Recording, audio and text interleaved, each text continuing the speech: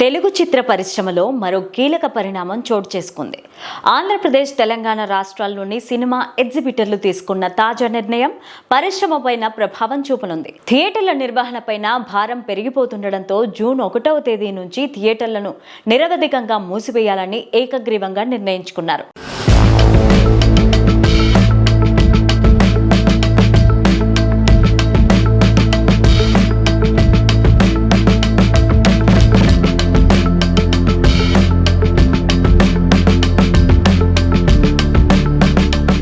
హైదరాబాద్లోని Telugu film chamber కార్యాలయంలో 2 తెలుగు రాష్ట్రాల ఎగ్జిబిటర్ల ప్రతినిధులు సమావేశమయ్యారు.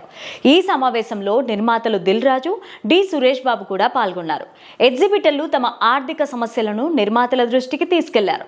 ప్రత్యేకించి ప్రస్తుత అద్దె వ్యవస్థ వల్ల తాము నష్టాల్లో కొట్టుమిట్టాడుతున్నామని, ఈ విధానం ఇక సాధ్యం కాదని స్పష్టం చేశారు.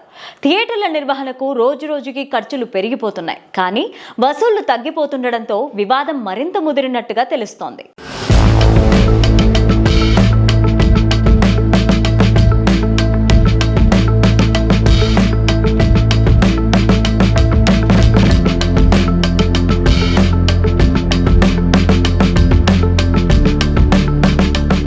ఇకపైన థియేటర్లు అద్దెకు కాకుండా వసూళ్లలో వాటా రూపంలో మాత్రమే నడిపిస్తామని ఎగ్జిబిటర్లు తేల్చి చెప్పారు. అంటే ఒక సినిమాకి ఎంత వసూలైతే దానిలో తగిన భాగాన్ని థియేటర్ యజమానులకు వెళ్ళాలి. కానీ ఫిక్స్డ్ అద్దె పెట్టుకుని సినిమాలు ప్రదర్శించేందుకు తాము సిద్ధంగా లేమని క్లారిటీగా చెప్పారు. ఈ నిర్ణయం అమలైతే జూన్ 1వ తేదీ తర్వాత విడుదలయ్యే సినిమాలపైన ప్రభావం తప్పదు. ముఖ్యంగా చిన్న మధ్య తరహా సినిమాల విడుదలకు ఇది పెద్ద సవాలుగా మారచ్చు. థియేటర్లు మూతపడితే కొత్త సినిమాలు స్క్రీన్లపైకి రావడం అసాధ్యమవుతుంది. ఇది డిస్ట్రిబ్యూటర్లు, నిర్మాతలు, ప్రేక్షకులకు ప్రభావం చూపుతుందనే అభిప్రాయాలు వినిపిస్తున్నాయి.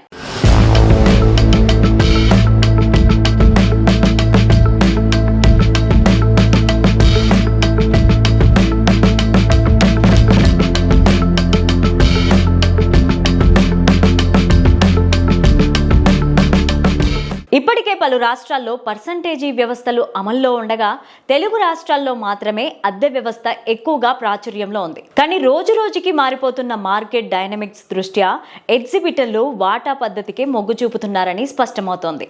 ఈ పరిణామం పరిశ్రమలో పెద్దగా చర్చకు దారితీసింది. థియేటర్ యాజమాన్య వ్యయాలు, డిజిటల్ పోటీ, ఓటీటీల ప్రభావం వంటి అంశాలు తెరపైకి వస్తున్నాయి. ఎగ్జిబిటర్లు ఈ సమస్యకు సానుకూలమైన పరిష్కార మార్గాన్ని కనుగొంటారా లేదా సంక్షోభం ముదురుతుందా అనేది కొద్ది రోజుల్లో తేలనుంది.